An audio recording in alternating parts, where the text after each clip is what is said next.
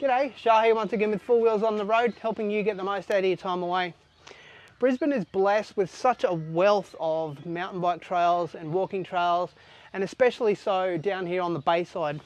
Today we're down here at Redlands Track Park. We're taking a look at the Scribbly Gums recreation area. It's not too much on offer here in terms of recreation, but it's mainly just a walking track and a mountain bike track. And we're going to go for a ride today and check it all out. Let's go take a look.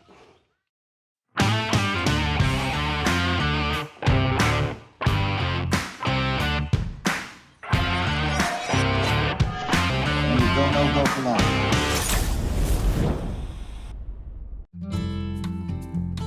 Scribbly Gums Conservation Area is about 25k east of Brisbane.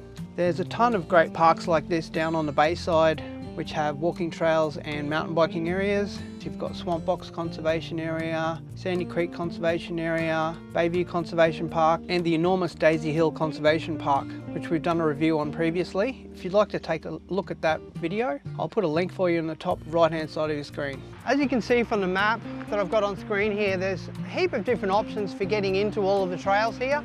It's not really a huge variety of tracks here, but I mean, there's enough here to keep you interested. It's mainly just a walking and just general mountain bike recreation type site, this one. So there's plenty of tracks here and they're quite long tracks.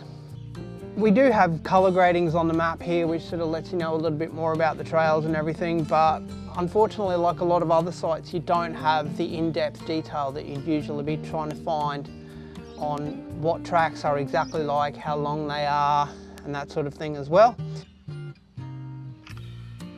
As with any of the tracks around Brisbane, even if there are detailed maps all around the place, one of the things I would definitely say that's a recommended thing to do is bring your phone with you, take a picture of the tracks, and even if there are no details, or even if there are lots of details, you'll still know exactly where you are. You'll have a copy of the map on your phone, so it's a good idea to do. One of the important things that you really should try to do before you go riding on any trails as well is get prepared beforehand. Make sure you've got a water bottle with you and that it's stocked up and ready to go, and take a photo of the trail map before you set off, so you've at least got that on hand just in case there are no details out on the trails. One of the handy things that you actually do have in terms of maps on these particular signs that are down here at the park is you've got a QR code that you can scan to get a copy of the map directly to your phone, so that's pretty handy. Just scan the code when you arrive and you've got a map available on your phone. If you haven't done what we did before and took a photo of the map at the main entry where you came in. Quite a handy little thing.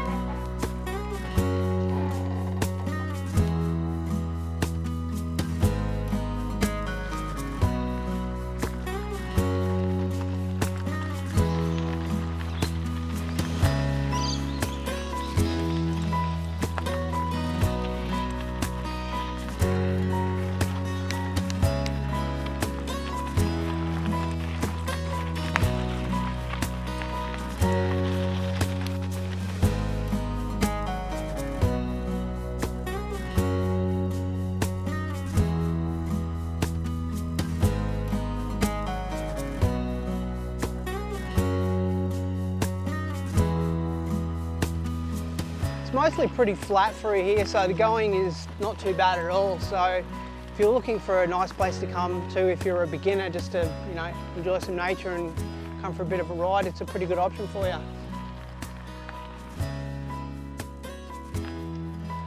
It's a really nice area just to come for a pedal through here. There's heaps of wildlife around the place, tons of cockatoos you can hear around the place. Lovely little area.